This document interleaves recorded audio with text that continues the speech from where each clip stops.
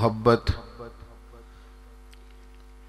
دل کی وابستگی، روح کا میلان، اس کو کہا جاتا ہے۔ دل انسانی جسم کا بادشاہ ہے۔ جو چیزیں دل میں پنپتی ہیں، جو خواہشات دل کے اندر قرار پکڑتی ہیں، سارا وجود وہی کرتا ہے۔ انسان کا پورا نظام اسی دل کی فرما برداری کرتا ہے۔ لیکن ہوتا یہ ہے کہ نہ چاہتے ہوئے بھی، سمجھ بوجھ رکھتے ہوئے بھی، چیزوں کے مضر اثرات سے آگاہی رکھتے ہوئے بھی بعض اوقات دل ایسی چیزوں کی طرف میلان کرتا ہے جو بڑی نقصان دہ ہوتی ہے۔ انسان کے وجود کا بھی، اس کی روح کا بھی، اس کے باطن کا بھی، وہ چیزیں بہت زیادہ نقصان کرتی ہیں۔ لیکن انسان ان سے بعض اوقات نجات نہیں حاصل کر پاتا۔ مثلا سب کو پتہ ہوتا ہے کہ ہرس، لالچ، ہوس یہ کوئی اچھی چیز نہیں۔ اللہ تعالیٰ اگر ضروریات کا رزق عطا کر دے اور ضروریات پوری ہونے لگ جائیں تو بہت اچھا ہے، لیکن نہ چاہتے ہوئے بھی بعض لوگ مال کی ہرس میں، ہوس میں، لالچ میں مبتلا ہو جاتے ہیں۔ یہ محبت دن بدن بڑھتی چلی جاتی ہے۔ وہ خود اپنے آپ سے کئی دفعہ سوال کرتے ہیں کہ یا دل تو نے تو ایک دفعہ یہ کہا تھا کہ بس میری ضروریات پوری ہونے لگ جائیں، 2 وقت کی روٹی چلنے لگ جائے، بچوں کے اخراجات نکلنے لگ جائیں، سر چھپانے کو ایک مکان مل جائے تو کافی ہے، اب تو کدھر نکل گیا؟ بہت سارا اس سے بڑھ کر اللہ نے فضل کر دیا، خواہش سے بڑھ کر عطا کر دیا، لیکن کہیں ٹھہراؤ نہیں ہو پا رہا، دل روک نہیں رہا۔ روز مال کی محبت، مال کا لالچ بڑھتا چلا جاتا ہے۔ یہ اس قدر زیادہ نقصان کرتا ہے کہ نبی کریم صلی اللہ تعالیٰ علیہ وسلم نے ارشاد فرمایا کہ دنیا کی محبت ہر گناہ کی جڑ ہے۔ یعنی لوگ سمجھتے ہیں کہ معمولی بات ہے کہ میرے دل میں مال کی محبت بیٹھ گئی ہے، لیکن یہ بڑا گہرا مرض ہے۔ بعض لوگ کہتے ہیں نا کہ یہ مرض آ جائے تو اس کی وجہ سے 70 مرض اور بھی لگ جاتے ہیں۔ تو یہ دنیا کی محبت وہ مرض ہے، مال کی محبت وہ بیماری ہے کہ جس کی وجہ سے سینکڑوں امراض پیدا ہوتے ہیں، حلال حرام کی تمیز اٹھ جاتی ہے، رشتوں کا تقدس پامال ہو جاتا ہے، بہن بھائیوں کے رشتوں میں دراڑ آ جاتی ہے۔ لوگ اس مال کی محبت میں مبتلا ہو کر خونی رشتوں تک کو بھول جاتے ہیں۔ تو اگر محبت کو صحیح رستہ نہ ملا، یہ محبت الہی اور محبت رسول صلی اللہ تعالیٰ علیہ وسلم کے خوبصورت عنوانات کی عادی نہ ہوئی، تو پھر یاد رکھیے گا کہ مال کی محبت تو پورے طور پر اجاڑ دے گی، اندر کو تباہ کر دے گی۔ ایک دوسری محبت بڑا نقصان کرتی ہے، وہ ہے شہرت کی محبت۔ میں چاہا جاؤں، میری شہرت ہو جائے، لوگ مجھے جانیں، کوئی ایسا طریقہ اپناؤں جس کی وجہ سے دنیا کے اندر فیمس ہو جاؤں، لوگ میرا نام لینے لگیں۔ آپ یقین کریں، سوشل میڈیا کے اوپر بڑے بڑے وزادار، بڑے بڑے باریش لوگ، بڑے بڑے اچھے اور اچھی قد و قامت اور اچھا نام رکھنے والے لوگ فقط مشہور ہونے کے لیے وہ حرکتیں کرتے پھرتے ہیں کہ کوئی بھی سنجیدہ آدمی دیکھے تو شرم سے اس کی نظر جھک جاتی۔ یہ شہرت، اس کا لالچ، یہ شہرت کی طلب اور شہرت حاصل کرنے کے لیے ایسے خطرناک طریقوں کا حصول، شہرت حاصل کرنے کے لیے ایسے کمزور اور ایسے اخلاق سے گرے ہوئے رویے کا انداز، تباہ کر دیا اس نے دنیا کو، اجاڑ کے رکھ دیا ہے لوگوں کو۔ آپ یقین کریں، اچھے بھلے سمجھدار لوگ تھے، اچھے بھلے معاملہ فہم لوگ تھے، الجھ گئے ہیں۔ ذہن بن گیا ہے کہ بس جو کچھ ہے وہ یہی شہرت ہی ہے۔ او میرے بھائیو سنو، حضرت مولا علی شیر خدا فرماتے ہیں، مصنف ابن ابی شیبہ میں موجود ہے، حضرت مولا کائنات فرماتے ہیں اسے مبارک ہو جسے تھوڑے لوگ جانتے ہیں۔ وہ قابل مبارکباد ہے جس کا تعارف کم لوگوں میں، زیادہ لوگوں میں جس کی شناخت نہیں ہے۔ میرے بھائی، آپ کبھی ان لوگوں سے پوچھ کر تو دیکھو، ان سے کبھی ملاقات تو کرو جو بڑے مشہور ہو گئے، کبھی ان کی تنہائی میں ان کے پاس تو بیٹھو، ان سے پوچھو تو صحیح، اس شہرت کے سبب سے انہیں کچھ ایسے کام بھی کرنا پڑتے ہیں جو وہ کرنا نہیں چاہتے، انہیں کچھ ایسے رستوں سے بھی گزرنا پڑتا ہے جہاں سے گزرنے کا کبھی انہوں نے سوچا بھی نہ تھا۔ وہ تو چاہتے تھے کہ کوئی تنہائی ہوتی، قرآن مجید کا نسخہ ہوتا، 500 دانے والی تسبیح ہوتی، کہیں مصلے کا نور ہوتا، دل میں ہو یاد تیری گوشہ تنہائی ہو، پھر تو خلوت میں عجب انجمن آرائی ہو۔ دل چاہتا تھا، لیکن یہ شہرت، اس کی طلب، ہاں ایک بات ہے، اگر آپ شہرت چاہتے ہیں، معروف ہونا چاہتے ہیں، مشہور ہونا چاہتے ہیں، بہت سارے لوگوں میں چاہتے ہیں کہ آپ کا نام سنہری حروف سے ہو اور زیادہ لوگ آپ کو جانے پہچانے، تو قرآن مجید نے نسخہ دیا ہے۔ فرمایا ان الذین آمنوا وعملوا الصالحات سیجعل لهم الرحمن ودا، جو ایمان لانے کے بعد نیک عمل کرے گا رب لوگوں کے دلوں میں محبت پیدا فرما دے گا، رحمان ایسا ماحول بنا دے گا کہ ان لوگوں کے دلوں میں، اللہ تعالیٰ لوگوں کے دلوں میں اس بندے کی محبت پیدا کر دے گا۔ ایک اور محبت ہوتی ہے، اولاد کی محبت، بڑی اچھی محبت ہے، ہونی چاہیے، لیکن اگر یہی اولاد شریعت کے راستے میں آنے لگے، اگر یہی اولاد اس طرح کا رویہ اختیار ہونے لگے کہ آپ کو اس کی خاطر حلال حرام کی تمیز بھولنا پڑے، یا اولاد کہیں رکاوٹ بنے شریعت کی راہ میں، تو پھر قرآن مجید نے کہا انما اموالکم و اولادکم فتنہ، پھر یہ تمہارے لیے آزمائش ہے، پھر تمہیں تھوڑا غور کرنا پڑے گا، تمہیں پھر دیکھنا پڑے گا، پھر تمہیں توجہ کرنی پڑے گی کہ کہیں اللہ رسول کے راستے میں تو نہیں آ رہی۔ حضرت ابوبکر صدیق رضی اللہ تعالیٰ عنہ کے بیٹے نے ایک دفعہ کہا تھا کہ ابا جی، مسلمان ہونے سے پہلے جب بدر کے دن میں کفار کی طرف سے لڑتے ہوئے آ رہا تھا تو آپ میری تلوار کی زد میں آ گئے تھے، میں آپ کو قتل کر سکتا تھا پر میں نے باپ سمجھ کر کے چھوڑ دیا۔ تو سیدنا ابوبکر صدیق فرمانے لگے بیٹا تو ابھی کلمہ نہیں پڑھتا تھا، تو نے مجھے باپ سمجھ کے چھوڑ دیا، اگر تو بدر والے دن میری تلوار کے نیچے آتا تو میں تجھے کبھی بیٹا سمجھ کے معاف نہ کرتا، دین کا مخالف سمجھ کے قتل کر دیتا۔ اس لیے کہ جو اولاد شریعت کے راستے میں آئے گی، دین کے راستے میں آئے گی، پیغام حق کے راستے میں آئے گی، اسے اولاد سمجھ کر درگزر تھوڑا کیا جائے گا۔ میرے عزیزو، وطن کی محبت بھی کبھی غالب آتی ہے، علاقے کی محبت بھی کبھی غالب آتی ہے۔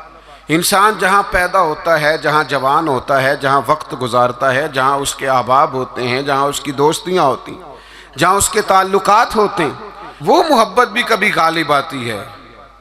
لیکن یاد رکھنا، سارا کچھ ہی مکہ مکرمہ میں موجود تھا، وہیں پیدا ہوئے تھے صحابہ، وہیں دوستیاں تھیں، تعلق تھے، رشتہ داریاں تھیں، لیکن جب پتہ چلا نا کہ محبوب کو مدینہ پسند ہے تو پھر کسی نے بھی وطن سے پیار نہیں کیا، محمد عربی کے شہر سے محبت فرمائی ہے۔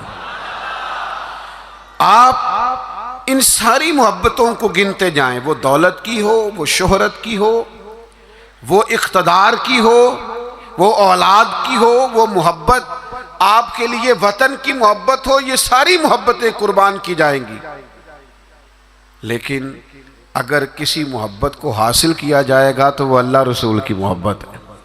میں آپ کی خدمت میں عرض کروں وہ محبت کس طرح حاصل کرنی ہے؟ دل و جان سے نہ رب رسول کا ہر فیصلہ قبول کرنا ہے۔ یہ ذرا غور کیجئے گا، یہ تھوڑا سمجھنے والا عنوان ہے۔ آپ اپنی قلب سے، روح سے، دل سے پوچھیں کہ مجھے پیار ہے نبی پاک سے۔ وہ داتا صاحب نے ایک مقام پہ لکھا ہے جس سے محبت ہو اس پر غصہ نہیں آتا، جس سے محبت ہو اس کی طرف سفر کریں تو رستہ مشکل نہیں لگتا۔ جس سے محبت ہو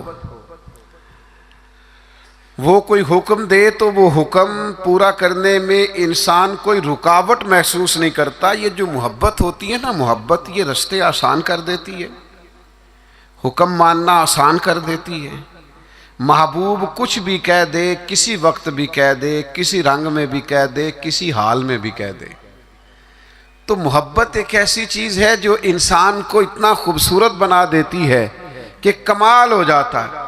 جب ایک انصاری نے نا نبی کریم علیہ السلام کا فیصلہ پورے طور پر نہیں نہ مانا، حضور نے ایک فیصلہ کیا، ایک انصاری تھے تو انہوں نے وہ فیصلہ پورے طور پر تسلیم نہیں کیا۔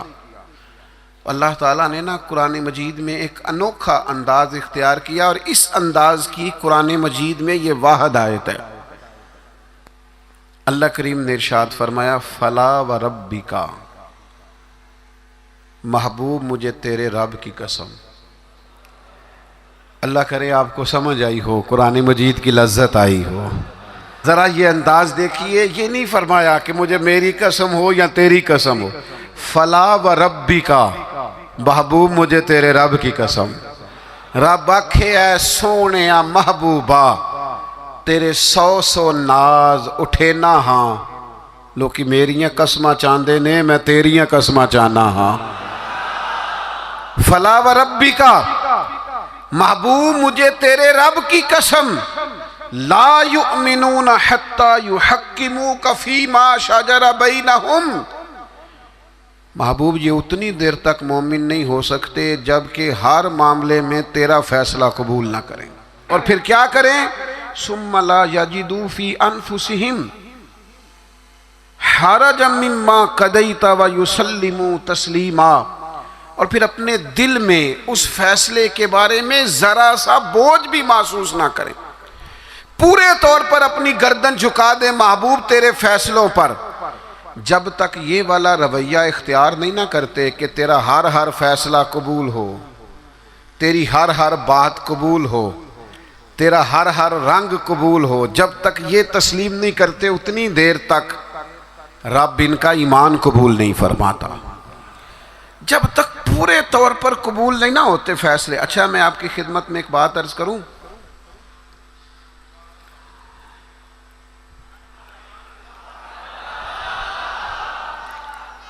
مسلمان دل و جان سے چاہتے ہیں کہ ہم نبی پاک کی غلامی کریں، مسلمانوں کی روح چاہتی ہے کہ ہم ہر وقت اپنے نبی کی بات مانیں۔ میں نے ایسے لوگوں کو دیکھا ہے جو بظاہر دین سے بڑے دور نظر آتے، جن کے بارے میں لوگوں کا خیال ہے کہ شاید بڑے گناہگار ہیں، نوجوان ہیں، دنیا دار ہیں، کچھ ایسے محکموں سے وابستہ ہیں جن کے بارے میں بعض اوقات بعض لوگ خیال کرتے ہیں کہ شاید یہ بالکل دین سے دور ہے۔ لیکن میں نے ہر قسم کے لوگوں میں وقت گزارا ہے، نوجوانوں کے ساتھ سفر کیے ہیں، ان کے بیچ بیٹھ کر ٹائم گزارا ہے۔ میں آپ کو سچ کہتا ہوں، تجربے کے بعد کہتا ہوں، سمجھ بوجھ کے کہتا ہوں، کلین شیو والے نوجوانوں کی آنکھوں میں حضور کی محبت کے لیے آئے ہوئے آنسو دیکھ کے کہتا ہوں، چڑھتی جوانیاں جو مدینے کے لیے تڑپتی ہیں، ان جوانیوں کے دامن سے پھوٹنے والی ضیائیں دیکھ کر کہتا ہوں، چاہتے ہیں مسلمان حضور کی غلامی کریں۔ صرف مسئلہ پتہ کتنا ہے؟ بارش کا پہلا قطرہ نہیں بنتے، قدم نہیں اٹھاتے، فیصلہ نہیں کرتے، اپنے اندر وہ جو ولولہ ہے، وہ جو شوق ہے، اس کو نہ عملی جامہ نہیں پہناتے، آپ کے اندر تڑپ ہے، بس آپ شروع کریں، چھوڑیں آپ کسی سے پوچھنا کیوں ہے، بس شروع کر دیں درود و سلام پڑھنا، چھوڑیں ماحول کو کیا دیکھنا ہے۔ اگر آپ کو پتہ چل گیا ہے کہ محبوب کو داڑھی والا چہرہ پسند ہے تو پھر کسی کو پسند ہو نہ ہو، رنگے چمن پسند نہ پھولوں کی بو پسند، ہم کو ہے وہ پسند جسے آئے تو پسند۔ پھر فیصلہ کریں، پھر توجہ کریں۔ نبی پاک علیہ السلام کبھی اشارتاً بھی کوئی بات کرتے نا۔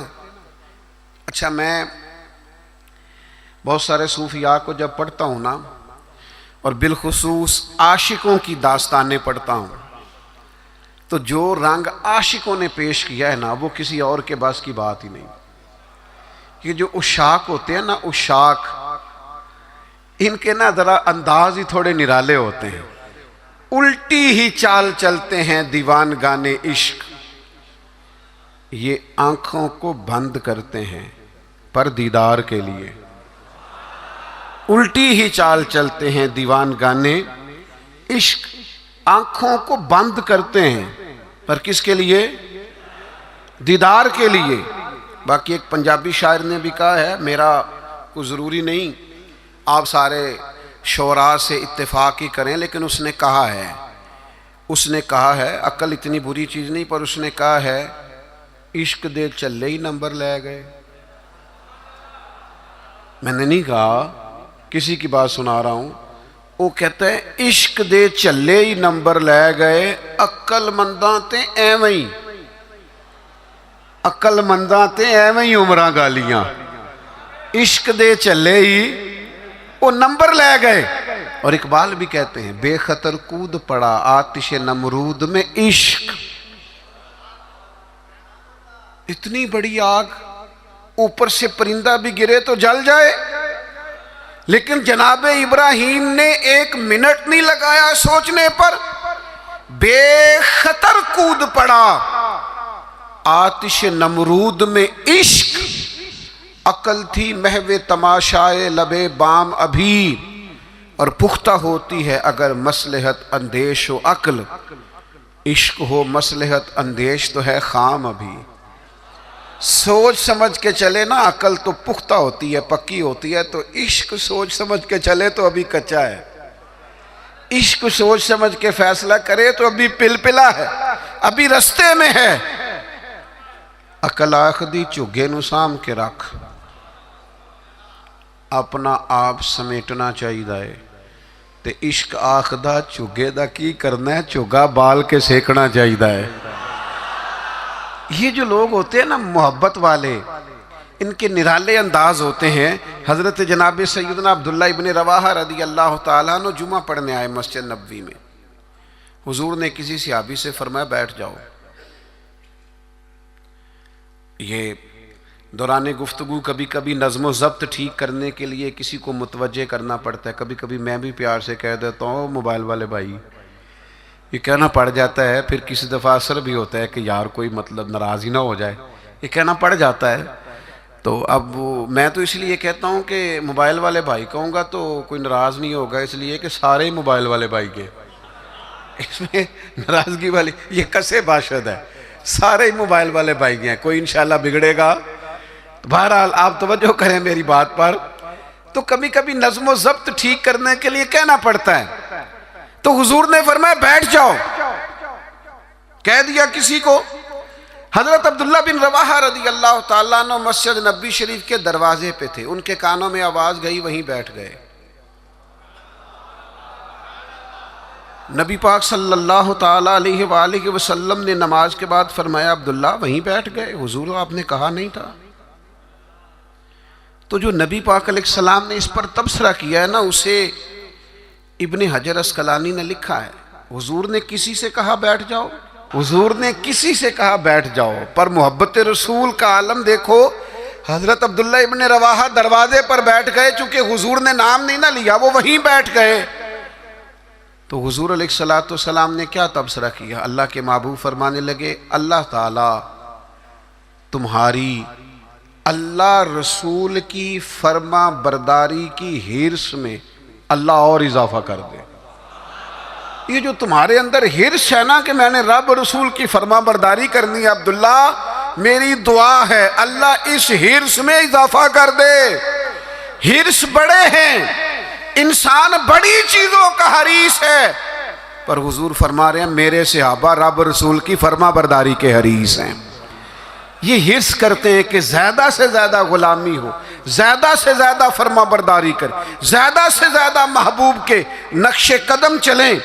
میرے دوستو، اسی طرح ایک صحابی اور تھے، حضور نے فرمایا بیٹھ جا، تو مسجد کے باہر ہی بیٹھ گئے۔ ان کا نام تھا آس۔ تو حضور نے فرمایا کہاں تھے بھائی، نماز میں نظر نہیں آئے۔ یا رسول اللہ وہ آپ نے فرمایا نہیں تھا بیٹھ جاؤ۔ اچھا حضور نے کسی اور سے کہا، پر سانو قید سجن دا گہنا ہے۔ حضور نے کسی اور سے کہا، وہ دروازے کے باہر بیٹھ گئے۔ تو نبی کریم صلی اللہ تعالیٰ علیہ وسلم نے فرمایا آس کہاں تھے؟ حضور میں دروازے کے باہر بیٹھ گیا۔ تو حضور مسکرائے، فرمایا تم آس نہیں ہو، تم تو مطیع ہو، تم تو فرما بردار ہو۔ آج سے تمہارا نام مطیع ہے، فرما برداری کرنے والا ہے۔ تم ایسے فرما بردار ہو کہ میں کسی اور کو اشارہ کروں۔ تم اتنے محبت کرنے والے ہو، تم سمجھتے ہو میرے محبوب کی بات ہے نا، تو مجھے بھی آگے بڑھ کے قبول کرنی چاہیے۔ میرے عزیزو، میں نے کہا ہم چاہتے ہیں حضور کی محبت کے مطابق عمل کریں، لوٹ آئیں، لیکن ہم نا بارش کا پہلا قطرہ نہیں بنتے، فیصلہ نہیں کرتے۔ آگے بڑھوں؟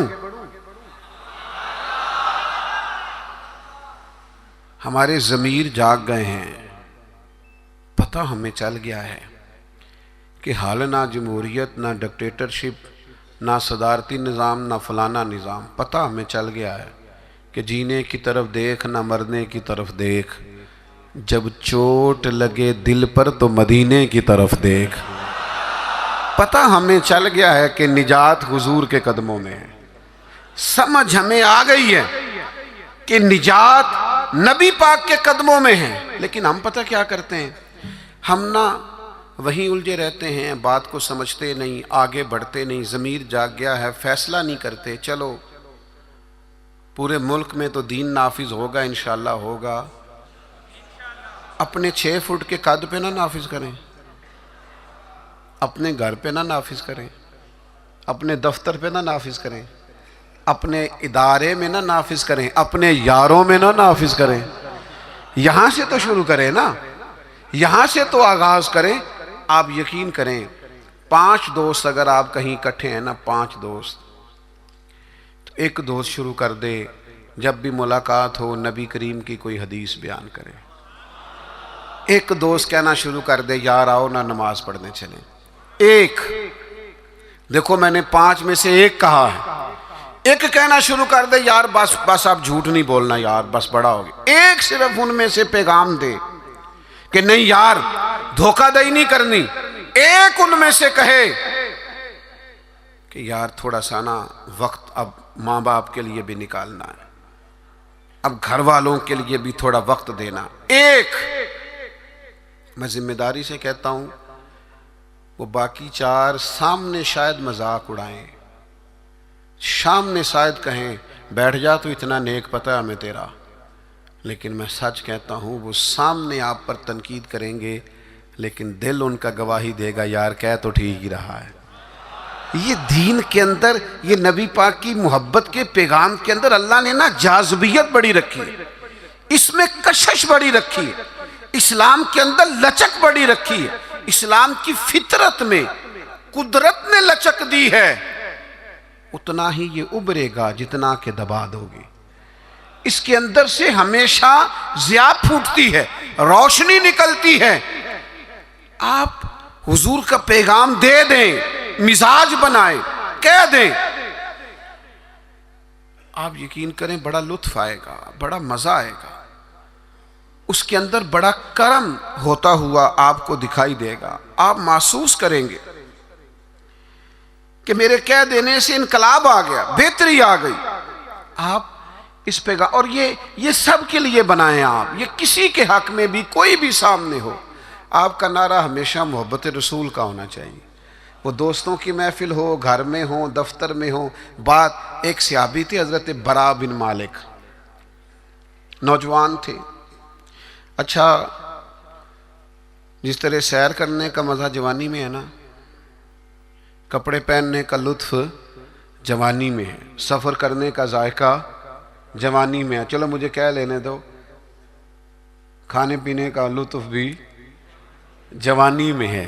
جس طرح دوستوں کے ساتھ آنے جانے بیٹھنے گپ شپ کرنے کا لطف جوانی میں ہے، او میرے بھائیوں حضور سے عشق کرنے کا مزہ بھی جوانی میں ہے. یہ کبھی جوانی میں لگ جائے نا، عشق لگا سی کھیڑاں کھیڑ دینوں. کوئی نہیں سمجھ آئی آپ کو؟ اگر آئی ہوتی نا تو یقین کرو آپ کو سمجھ آ جاتی. اگر یہ سمجھ آئی ہوتی تو آپ کو سمجھ آ جاتی. عشق لگا سی کھیڑاں کھیڑ دینوں، تے مینوں کھیڑاں بھل گئیاں.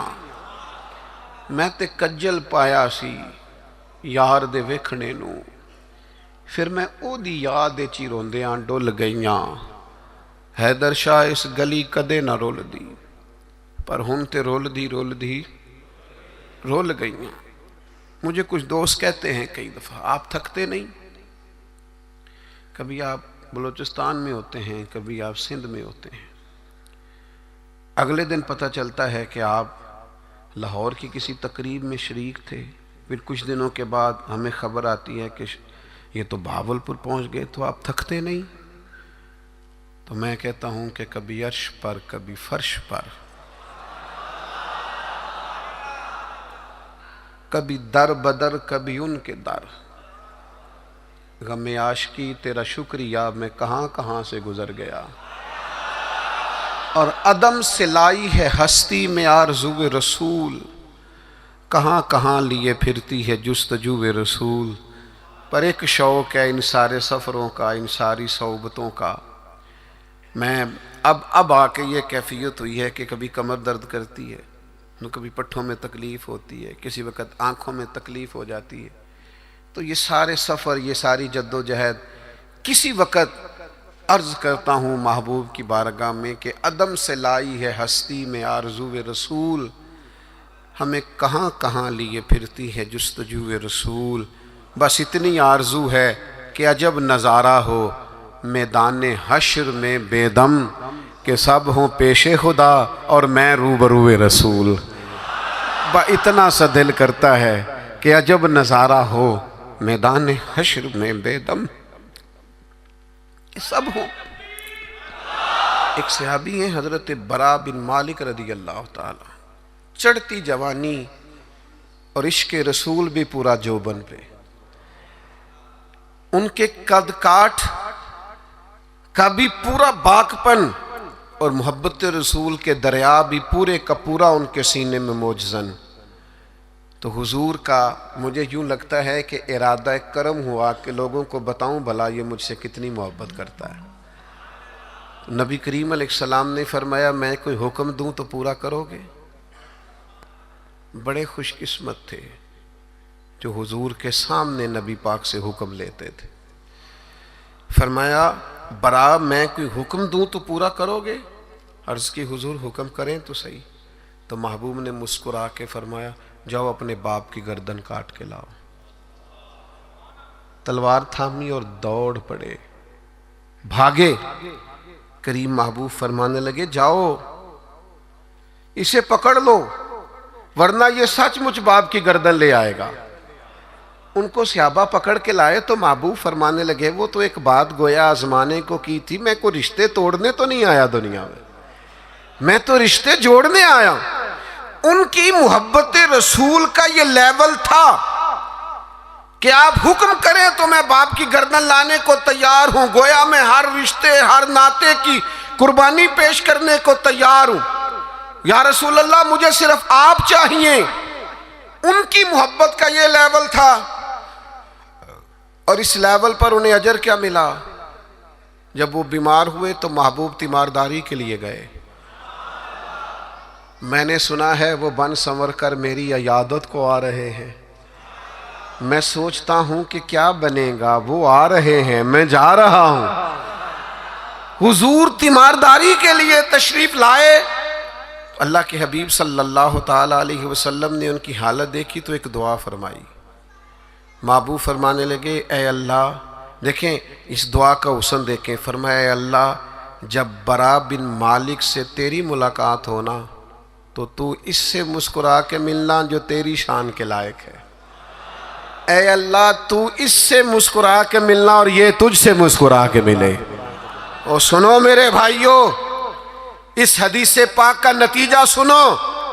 اس کا نتیجہ علماء فرماتے ہیں یہ نکلتا ہے کہ جو مصطفیٰ کریم سے رج کے محبت کرے گا، کھل کے محبت کرے گا، ہر رشتے سے بڑھ کر حضور سے محبت کرے گا، اس کے اجر کے لیے حضور نے دعا فرمائی ہے جب قیامت میں اللہ کے حضور حاضر ہوگا تو رب اس سے مسکرا کے ملاقات کرے گا جو اس کی شان کے لائق، اور بندہ بھی رب سے مسکرا کے ملے گا. میرے عزیز یاد رکھیے گا کہ اپنی زندگی کے اندر حضور کی محبت ہمیشہ اپنا لیں. اچھا بعض اوقات نا نبی پاک علیہ السلام کی محبت کے لیے مشکل فیصلے بھی کرنے پڑیں گے، کٹھن رستوں سے بھی گزرنا پڑے گا. آپ کو سارا قبیلہ منع کرے گا، ساری برادری روکے گی، مجھے کہہ لینے دو، خاندان میں والدین بھی منع کریں گے. آپ کو محبت رسول کے رستے پر چلنا ہے تو بہت سارے احباب بھی آپ کو کہیں گے یار دنیا کا بھی ماحول سمجھنا پڑتا ہے، حالات دیکھو بدل گئے. معاذ اللہ کچھ لوگ یہ بھی کہتے ہیں وہ زمانہ اور تھا یہ زمانہ اور ہے.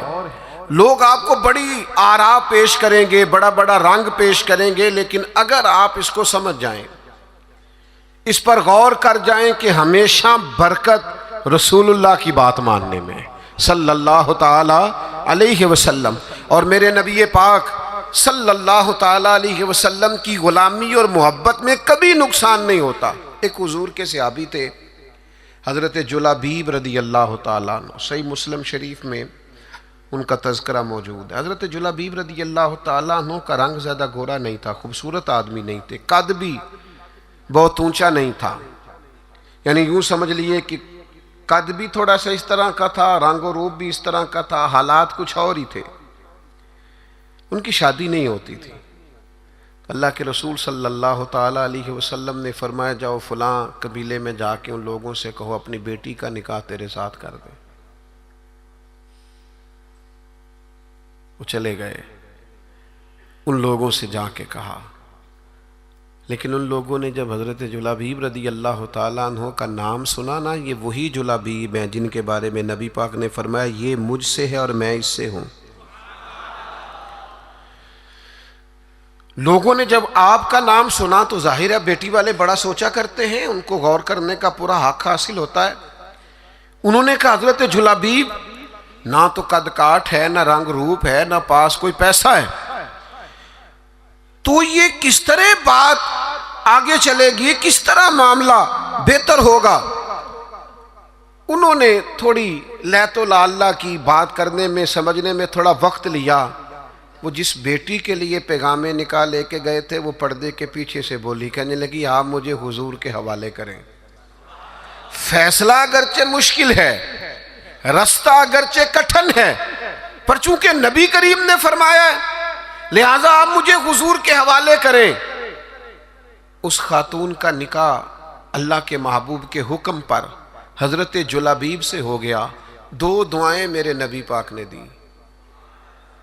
جب شادی ہو رہی ہے تو خاوند نہ زیادہ خوبصورت ہے، نہ مالدار ہے، نہ خوبصورت قد کاٹ ہے. 2 دعائیں اللہ کے محبوب صلی اللہ تعالی علیہ وسلم نے دی. کہا اے اللہ اس کے لیے ہر قسم کی خیر مقدر فرما اور اسے زندگی کی ہر تکلیف سے محفوظ فرما. کل تک وہ غریب تھی، فیصلہ کیا محبت رسول میں. فیصلہ مشکل ہوتا ہے لیکن کرنے کے بعد پتہ چلتا ہے جب تک بکے نہ تھے کوئی پوچھتا نہ تھا، تو نے خرید کر ہمیں انمول کر دیا. اور میں نے بڑا پہلے ایک شخص سے کہا تھا، ایک امیدوار تھے، اسمبلی کے تو مجھ سے ملے تو مجھے کہنے لگے آپ تو توجہ ہی نہیں کر رہے، لوگ ہمیں بھی بڑے ووٹ دیتے ہیں۔ میں نے کہا آپ کو ووٹ دیتے ہیں، ہمیں تو جان دیتے ہیں، آپ کا ہمارا بڑا فرق ہے۔ تو آپ جو بات کر رہے ہیں وہ ٹھیک ہوگی، لیکن جب تک بکے نہ تھے کوئی پوچھتا نہ تھا، تو نے خرید کر ہمیں انمول کر دیا۔ نبی پاک نے دعا دی، اے اللہ خیر مقدر کرنا، ہر تکلیف سے محفوظ رکھنا۔ صحابہ فرماتے ہیں پھر اسی خاتون کو ہم نے دیکھا، نہ مدینے میں انصار میں اس سے زیادہ کوئی مالدار خاتون تھی اور نہ اس سے زیادہ خرچ کرنے والی کوئی خاتون تھی۔ آپ کو محبت رسول میں وقتی فیصلہ کرنا مشکل لگے گا، لیکن یاد رکھنا میرے بھائی، پھر محبت رسول بعد میں جو انسان کے لیے وسعتیں پیدا کرتی ہے نا، اپنے لب و لہجے میں کہوں، پھر حضور سے پیار کرنے والوں کی جو موجیں لگتی ہیں نا، پھر جو کرم ہوتا ہے نا، خدا جانے بلندی ہے کہ پستی پر جہاں میں ہوں وہاں کوئی نہیں ہے، پھر وہ جو نتیجہ نکلتا ہے وہ بڑا شاندار ہے۔ اگرچہ وقتی طور پر کچھ چیزیں مشکل محسوس ہوتی ہیں، لیکن پھر کرم ہو جاتا ہے۔ ایک صحابیہ تھی حضرت فاطمہ بنت قیس، ان کے لیے بھی مشکل تھا نکاح کا فیصلہ کرنا، لیکن ان کو پتہ چلا نا کہ نبی پاک کی خواہش ہے کہ میں اسامہ بن زید سے نکاح کر لوں، تو انہوں نے فوراً جناب اسامہ بن زید سے نکاح کر لیا۔ حضور کی خواہش کو پیش نظر رکھا۔ دو تین چیزیں ہمیں سمجھنی ہیں، بس بات سمیٹنے لگا ہوں۔ ایک تو جہاں جہاں نبی پاک نے حد بندی کی ہے نا، اس حد بندی کو کبھی نہیں توڑنا۔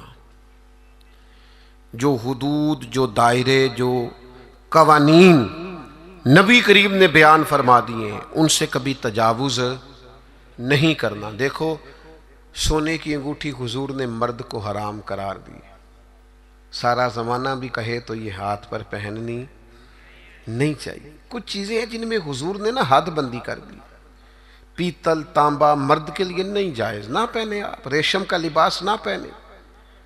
جہاں حضور نے تعین کر دیا حدود کا، آپ کوئی اتنا مشکل مسئلہ نہیں ہے۔ آپ اس پہ، ایک صحابیہ تھیں، ان کا سگا بھائی انتقال کر گیا،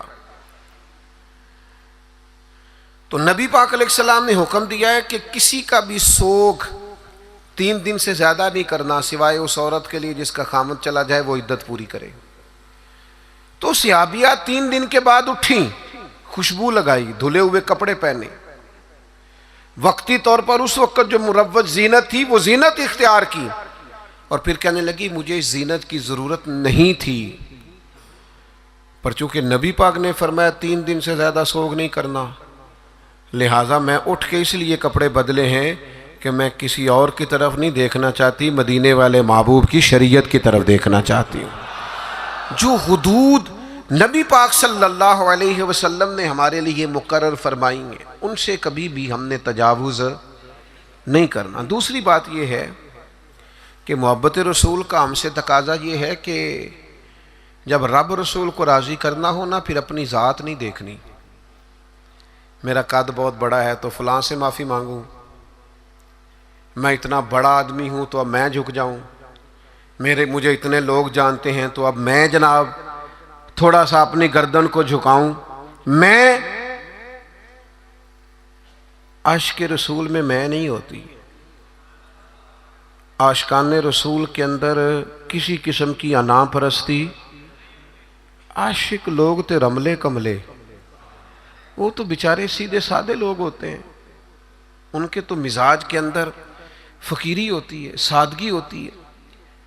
حضرت خالد بن ولید فرماتے ہیں میرا اور جناب عمار ابن یاسر کا رضی اللہ تعالیٰ عنہما، دونوں صحابہ جلیل القدر ہیں، عظیم مرتبے والے، جناب خالد بن ولید فرماتے ہیں کسی بات میں حضرت عمار ابن یاسر سے شکر رنجی ہو گئی، تو جناب عمار ابن یاسر حضور کی بارگاہ میں پہنچے، میں بھی پہنچا، فرماتے ہیں دونوں کی بات سن کے بس حضور نے اتنا کہا، کوئی فیصلہ نہیں فرمایا کہ اس میں غلطی پر کون ہے، حق پر کون۔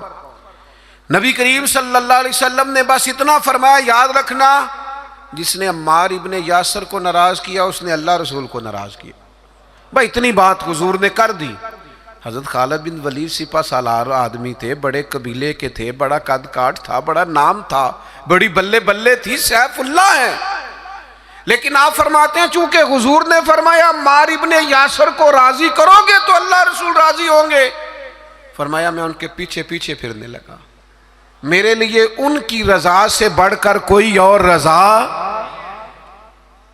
اور کوئی رضا حیدر شاہ اس گلی کدے نہ رول دی، پر ہن تے رول گئیاں جب نبی پاک نے فرمایا ہے کہ یہ رضا، دیکھیں نا حضور نے حضرت اسامہ بن زید کو لشکر کا امیر بنایا تھا، حضور کا وصال ظاہری ہوا تو حضرت ابوبکر صدیق کو لوگوں نے مشورہ دیا کہ آپ اس نوجوان کو، یہ بالکل جوان ہے ابھی، بڑے بڑے کبار صحابہ موجود ہیں، کسی اور کو بنا دیں، فرمایا اسے پیچھے کروں جسے مدینے والے محبوب نے آگے لگایا ہے، بلکہ ان کو گھوڑے پہ سوار کر کے خود اسی گھوڑے کی لگام پکڑ کے جناب صدیق اکبر امیر المومنین پیدل چل رہے ہیں، تو اسامہ بن زید نے کہا امیر المومنین آپ اوپر آئیے، فرمایا تو اوپر ہی رہ جسے حضور نے امیر مقرر فرما دیا ہے۔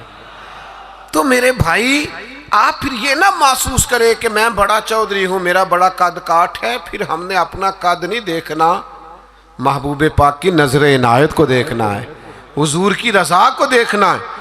یاد رکھیے گا ایک تیسری بات، ایک حدود کو نہیں توڑنا، ایک حضور کی رضا حاصل کرنے کے لیے اپنی انا نہیں سامنے آنے دینی، ایک تیسری بات اور، طرز زندگی سادہ اختیار کرنا ہے اگر حضور سے پیار کرنا ہے تو، بڑی ضروری بات ہے، بڑی ضروری۔ آپ سادہ غذا کھائیں، سادہ نشست، سادہ لباس، سادہ انداز گفتگو، لوگوں سے بلا تکلف ملاقات، آپ کے لب و لہجے میں کسی قسم کی تصنع نہ ہو، بناوٹ نہ ہو، تکلف نہ ہو۔ آپ اگر حضور کے غلام ہیں، نبی پاک سے محبت کرتے ہیں، تو پھر آپ کوئی کسی قسم کا اپنے لیے پروٹوکول نہ چاہیں۔ صحابی آئے تھے نا، عرض کی یا رسول اللہ میں آپ سے بڑا پیار کرتا ہوں، کیسا خوش بخت ہے، حضور کے سامنے اظہار محبت کر رہا ہے، میں بڑا پیار کرتا ہوں۔ تو حضور نے فرمایا سوچ کر کہو کیا کہہ رہے ہو، حضور بڑا پیار کرتا ہوں، فرمایا سوچ لے، حضور بڑا پیار کرتا ہوں۔ تیسری دفعہ محبوب نے فرمایا سوچ لے، حضور مجھے بڑا عشق ہے آپ سے۔ اللہ کے رسول نے فرمایا پھر تیاری کر لے، فقر تیری طرف دوڑ کے آئے گا، پھر تیری طرف غریبی آئے گی، جو مجھ سے پیار کرتا ہے اس کی طرف فقر آتا ہے۔ تو یہ یاد رکھیں کہ اسے صرف اور صرف پھولوں کی سیج نہ سمجھنا، اور فقر کی کئی قسمیں ہوتی ہیں، صرف پیسوں کی کمی فقر نہیں ہوتی۔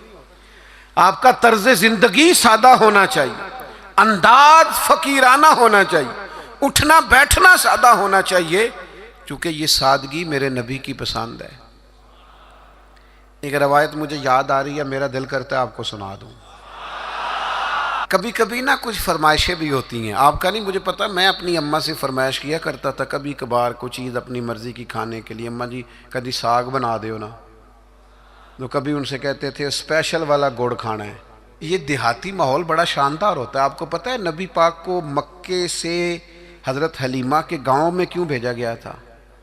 اس لیے کہ مکے کے لوگ چھوٹے بچوں کو وہاں بھیجتے تھے، کہتے تھے فضا بھی خالص ہے، زبان بھی خالص، دیہاتوں کی زبانیں خالص ہوتی ہیں۔ کبھی کبھی نا فرمائشیں ہوتی ہیں ماؤں سے۔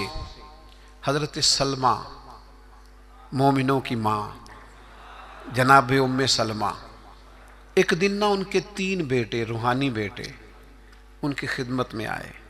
کون کون؟ آپ نام سن کے بھی بڑے خوش ہوں گے۔ حضرت جعفر طیار ہے نا، حضرت علی کے بھائی، ان کے بیٹے عبداللہ بن جعفر آئے، اور پھر ان کی خدمت میں حضرت عبداللہ ابن عباس جو نبی پاک کے چچا جناب عباس ہیں، ان کے بیٹے عبداللہ آئے، اور ان دونوں کے ساتھ مولا علی کے لخت جگر امام حسن بھی آئے۔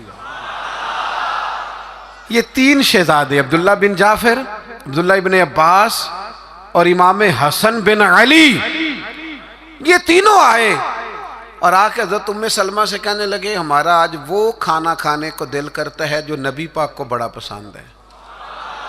اماں جی ہماری ماؤں سے بندہ فرمائش کر لیتا ہے نا، تو ہماری فرمائش ہے وہ والا کھانا بنائیں جو حضور کو پسند ہے۔ تو حضرت ام سلمہ نے ٹھنڈی آہ بھری، فرمایا بیٹا وہ بڑا ہی سادہ ہے، کھا لو گے؟ کہا اماں جی کھا لیں گے۔ تو جناب ام سلمہ نے نا تھوڑے سے جوں نکالے، پھر ان کو پیسا، پھر تھوڑا سا زیتون ڈال کے پکانا شروع کیا، پھر تھوڑا سا اس میں مسالہ ڈالا۔ فرماتے ہیں وہ سادے سے جوں زیتون میں سادے سے پکے، فرماتے ہیں وہ ہمارے سامنے رکھ کے حضرت ام سلمہ جب اٹھیں تو آنکھوں میں آنسو آ گئے، فرمانے لگی اس طرح کے سادے کھانے مدینے والے محبوب کھایا کرتے تھے، اس طرح کے سادے کھانے محبوب تناول فرماتے تھے۔ یہ سادگی، یہ شائستگی، اس سادگی میں جو حسن، معرفت، کمال، یعنی اس طرح کی سادگی حضور اپناتے تھے کہ جب اس سادہ چہرہ نور کو حضرت جابر بن سمرہ جیسے لوگ دیکھتے تھے تو دیکھ کے کہتے تھے آج میں نے تجزیہ کرنا ہے کہ چاند زیادہ سونا ہے کہ آمنہ کا چاند زیادہ سونا ہے۔ لیکن فرماتے ہیں پھر میں اس نتیجے پہ پہنچا کہ چاند سے تشبیہ دینا یہ بھی کوئی انصاف ہے؟ چاند تو ہے داغ دار اور مدنی کا چہرہ صاف ہے۔ آپ کی خدمت میں یہ عرض کرنا چاہتا ہوں کہ سادہ طرز زندگی اپنائیں۔ ہم سادے رہیں گے نا تو بہت سارے چولہے زیادہ جل جائیں گے، ہم سادے رہیں گے تو بہت سارے دوست کترائیں گے نہیں، ہمارے مہنگے کپڑے دیکھ کے کوئی پوچھے گا نہیں کنے دا لے آجے۔ تو تھوڑا سادہ زندگی اپنائیں، اور ایک جو حضور نے حدود قائم کر دی ہیں ان حدود کا ضرور خیال کریں۔ ایک فیصلہ کریں حضور کی محبت میں، آپ فیصلہ کریں گے تو رستے آسان ہو جائیں گے۔ ایک ضروری بات، نبی پاک علیہ السلام نا بہن بھائیوں کے مابین محبت کے بڑے قائل ہیں، یعنی جو مومنوں کا رشتہ ہے نا آپس میں، اسے بھی حضور نے فرمایا مومن بھائی بھائی ہے۔ حضور قائل ہیں بہن بھائیوں کے ساتھ جو تعلق ہے آپ بڑا زبردست کر کے اور ذمہ داری سے میاں بیوی کے رشتے کو نبھائیں۔ ماں باپ کا رشتہ بہت نازک ہے، اسے نبھائیں، لیکن بہن بھائیوں کو بھی اللہ نے ایک لڑی میں پرویا ہوتا ہے۔ ایک بھائی بیٹھا رہتا تھا حضور کی خدمت میں، دوسرے بھائیوں نے آ کے شکایت کی یا رسول اللہ ہمیں ساری محنت کرنی پڑتی ہے۔ اللہ کے حبیب فرمانے لگے تمہیں جو رزق ملتا ہے وہ بھی اس کی برکت سے ملتا ہے۔ تو بہن بھائیوں کے معاملے میں تھوڑا اپنے آپ کو، جب حضرت شیمہ جناب حلیمہ سعدیہ کی بیٹی آئی ہیں تو نبی کریم نے فرمایا میری بہن آئی ہے، حالانکہ وہ رضائی بہن تھی، اور اس بہن نے جب سفارش کی کہ یا رسول اللہ صلی اللہ علیہ وسلم میرے سارے قبیلے کو چھوڑ دیں، اگرچہ اس قبیلے کو بڑی مشکل سے فتح کیا گیا تھا، حضور نے کسی سے مشورہ ہی نہیں کیا، فرمایا بہن نے کہا ہے لہذا سارے ہی آزاد ہیں۔ تو اس رشتے میں مجھے خاص سوال کیا گیا تھا، اس لیے میں نے عرض کر دیا۔ اللہ ہماری حاضری کو قبول فرمائے۔